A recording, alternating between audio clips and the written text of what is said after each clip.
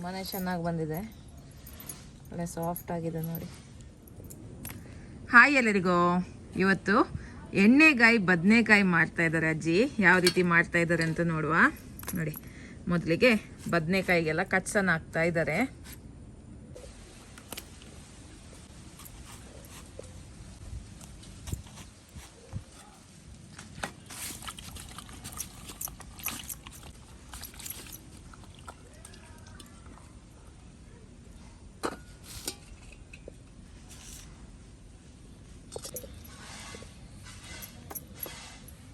ನೋಡಿ, ಮಸಾಲೆನೆಲ್ಲ ಮಿಕ್ಸ್ ಮಾಡ್ತಾ ಇದ್ದಾರೆ. ಇದನ್ನೆಲ್ಲ ಸ್ಟಫ್ ಮಾಡ್ಲಿಕ್ಕೆ ಉಂಟು. ನೋಡಿ, ಶೇಂಗಾ ಪುಡಿ ಹಾಕಿದ್ದಾರೆ, ಅಚ್ಕಾರದ ಪುಡಿ, ಅರಿಶಿಣದ ಪುಡಿ, ಗರಂ ಮಸಾಲ ಪುಡಿ, ಜೀರಿಗೆ ಪುಡಿ ಎಲ್ಲ ಸ್ವಲ್ಪ ಸ್ವಲ್ಪ ಹಾಕಿ ಬದನೆಕಾಯಿ ಒಳಗೆ ಸ್ಟಫ್ ಮಾಡ್ತಾ ಇದ್ದಾರೆ.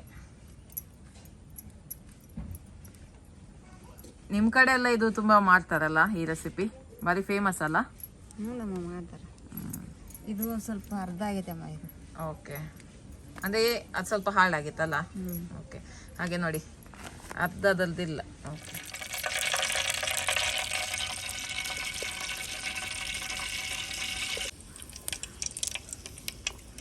ಬೆಳ್ಳುಳ್ಳಿ, ಕೊತ್ತಂಬರಿ ಸೊಪ್ಪು, ಟೊಮೆಟೊ,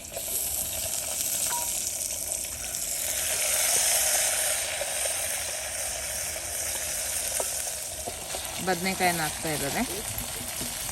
ಉಪ್ಪು ಹಾಕಿದ್ರು.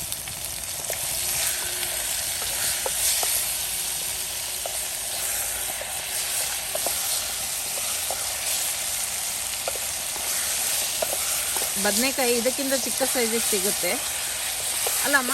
ಇದಕ್ಕಿಂತ ಚಿಕ್ಕದು ಬರುತ್ತಲ್ಲ, ಅದು ಹಾಕಿದ್ರೆ ಇನ್ನೂ ಕೂಡ ಒಳ್ಳೇದಲ್ಲ. ನಿಮ್ಮೂರಲ್ಲಿ ಚಿಕ್ಕ ಸಿಕ್ಕುದಂತಲ್ಲ?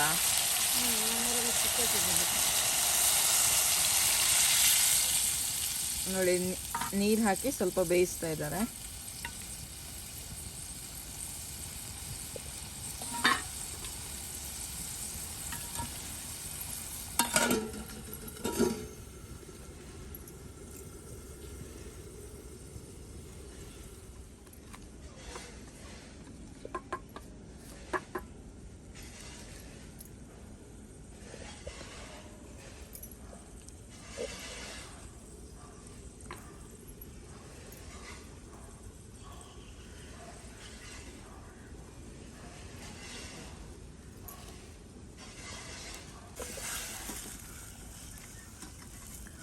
ನೋಡಿ, ಅವರು ಬಿಸಿ ಬಿಸಿಯೇ ಪಾತ್ರೆಯನ್ನು ಮುಟ್ತಾ ಇದ್ದಾರೆ.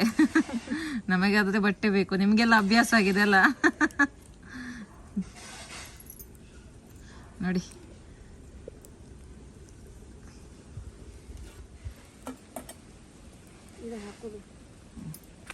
ನೋಡಿ ಆ ಸ್ಟಫಿಂಗ್ ಮಾಡಿರುವಂತಹ ಪುಡಿಯನ್ನು ಹಾಕ್ತಾ ಇದ್ದಾರೆ. ಮಿಕ್ಕಿರುವಂಥ ಪುಡಿ ಅದು.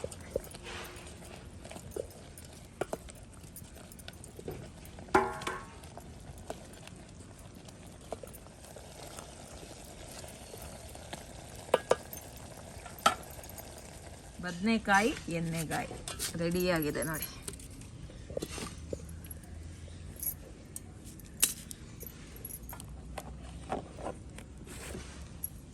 ತುಂಬಾ ಚೆನ್ನಾಗಿ ಬಂದಿದೆ, ಒಳ್ಳೆ ಸಾಫ್ಟ್ ಆಗಿದೆ ನೋಡಿ. ಇದು ಜೋಳದ ರೊಟ್ಟಿ ಜೊತೆ ಸೂಪರ್ ಆಗುತ್ತೆ ಅಲ್ಲಮ್ಮ?